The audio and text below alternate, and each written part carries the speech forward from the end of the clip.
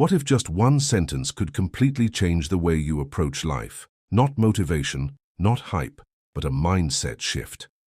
Today, we are breaking down the top 5 most powerful quotes from Kobe Bryant, the mindset behind 5 championships, relentless work ethic, and the Mamba mentality.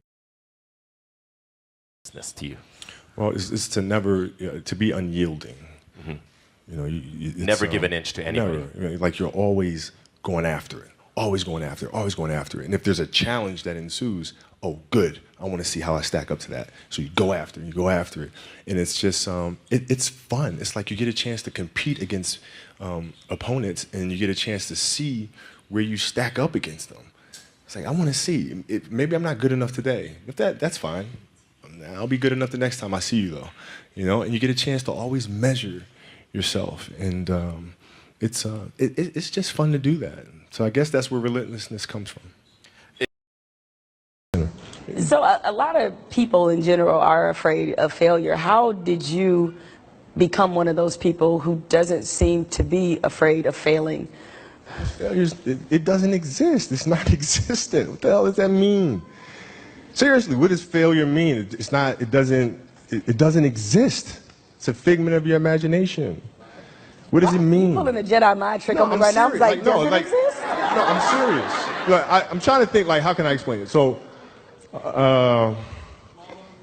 let's use happy endings, right? And then we can relate this to failure and why it's not existent. Like, everybody talks about, like, everybody wants a happy ending, right? Now let's go to the reality of it, right? Let's look at a fairy tale story. Let's look at Snow White. Mm-hmm. She gets a happy ending. She finds Prince, whatever. She goes on. She lives happily ever after.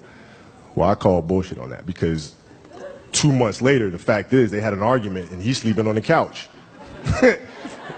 Right? So the point is, the story continues. The story continues. So if you fail on Monday, the only way it's a failure on Monday is if you decide to not progress from that. Right? So to me, that's why failure is not existent. Because, if I fail today, okay, I'm going to learn something from that failure, and I'm going to try again on Tuesday. And I fail, and I'm going to try again on Wednesday. So it doesn't exist.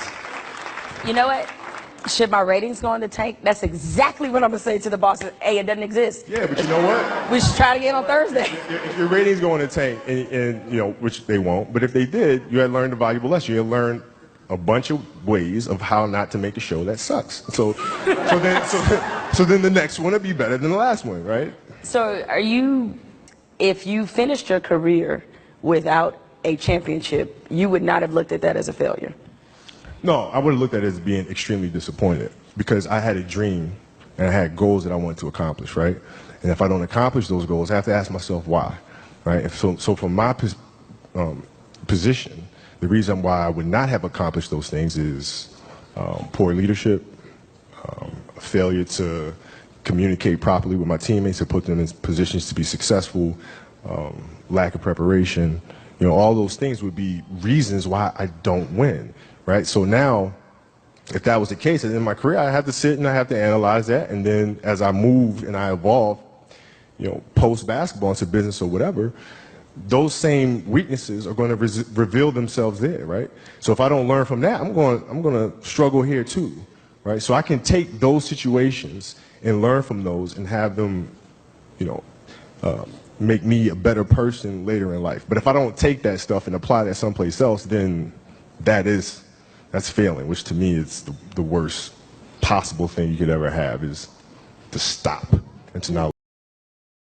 Watching that film, I come to understand, if I could work that hard every day, with being blessed with the physical tools that I have, what would my career be?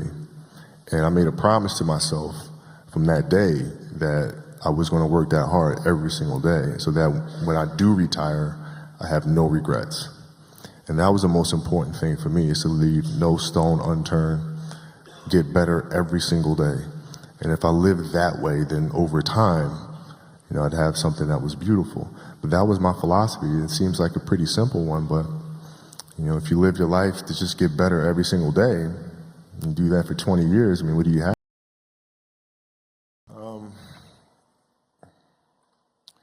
understanding empathy and compassion. Right? Because as a young kid, when I came in the league, it was like, I'm driving this way, and either you're going to be on the train or be on the track. Right? There was no such thing as understanding that people have lives outside of the game, which apparently I did not. But like if I understood that at an early age, then it helps me as a leader to communicate better. I came to understand that later, and getting to know people on a personal level. What are their fears? What are their insecurities? Right? What are their dreams and ambitions, desires, those sorts of things? When you come to understand that about a person, then you can help them reach the best version of themselves. I just dream. I dream. I have dreams, and dreams is they should be pure. And I think a lot of times, when we're born into this world, we actually wind up going backwards. And it seems like the more we mature, the more responsible our dreams become, and the more governors we put on ourselves and our ability to dream and to reimagine. And it's always a fight for us parents and for you guys to make sure that your dreams always stay pure. And so it's not a matter of pushing beyond your limitations or expectations. It's really a matter of protecting your dreams, protecting your imagination. That's really the key. And when you do that, then the world just seems limitless.